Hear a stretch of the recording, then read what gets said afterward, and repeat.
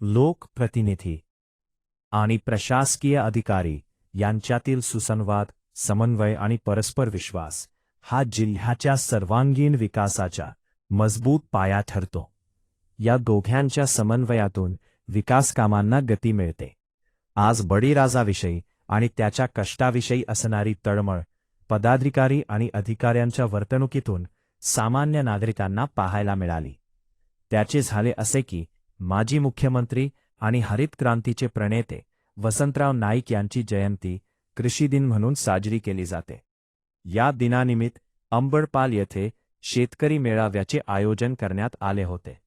या कार्यक्रमाच्या पहिल्या टप्प्यात जिल्हा परिषद अध्यक्ष प्रमोद कामत, मुख्य कार्यकारी अधिकारी रवींद्र खेबोडकर तसेच इतर जिल्हा परिषद सदस्य उपस्थित होते.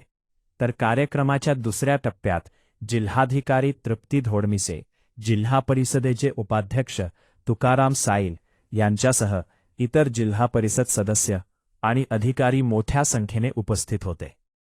जिल्हाधिकारी म्हणजे जिल्ह्याच्या विकासाची सूत्रे हाती असलेला सर्वोच्च प्रशासकीय अधिकारी. बैठका, आढावे, निर्णय आणि जबाबदाऱ्यांच्या अखंड व्यापात दिवस सरणारी ही भूमिका. पण याच व्यस्त दिनक्रमातून वेळ काढत कृषी दिनाच्या निमित्ताने सिंधुदुर्गच्या जिल्हाधिकारी तृप्ती धोडमिसे यांनी आंबडपाल येथे शेतकऱ्यांच्या मेळाव्याला उपस्थिती लावली आणि त्या उपस्थितीला कृतीची जोडही दिली. पदाधिकारी आणि अधिकारी थेट उतरले भातशेतीच्या चिखलात.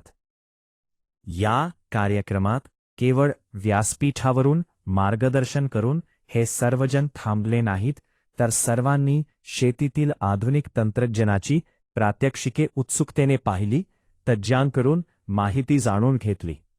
जिल्हाधिकारी तृप्ती धोडमिसे, जिल्हा परिषद उपाध्यक्ष तुकाराम साईल, अतिरिक्त मुख्य कार्यकारी अधिकारी शीतल पोंड, जिल्हा अधीक्षक कृषी अधिकारी भाग्यश्री नाईकनवरे यांच्यासह जिल्हा परिषद आणि पंचायत समिती सदस्य थेट चिखलात उतरत हातात भाताची रोपे घेत त्यांनी स्वतः लावणी केली.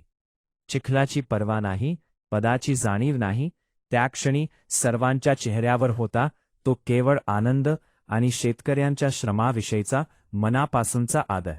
हा क्षण केवळ छायाचित्रपुरता मर्यादित नव्हता, तर तो शासन, प्रशासन आणि शेतकरी यांच्यातील विश्वासाचा, आत्मीयतेचा आणि सहभागाचा जिवंत संदेश होता.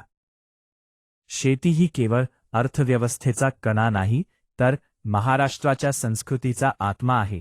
भाताच्या प्रत्येक रोपामागे शेतकऱ्याचे कष्ट, निसर्गाशी सुरू असलेला संघर्ष, कुटुंबाच्या भविष्याची स्वप्ने आणि अन्न सुरक्षेची जबाबदारी दडलेली असते.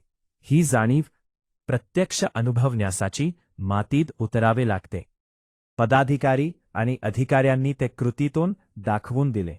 शासन, प्रशासन आणि शेतकरी यांच्यातील नाते केवळ योजनापुरते मर्यादित न राहता विश्वास, सहभाग आणि आत्मीयतेच्या पायावर उभे राहावे, याचे जिवंत उदाहरण म्हणजे कृषी दिनी सर्वांनी केलेली ही कृती.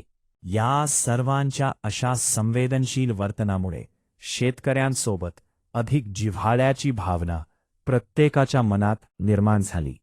एवढ मात्र नक्की.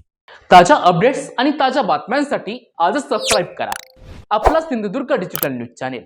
लाईक करा, शेअर करा, कमेंट करा आणि महत्त्वाचं म्हणजे बेल आयकॉनला क्लिक करा.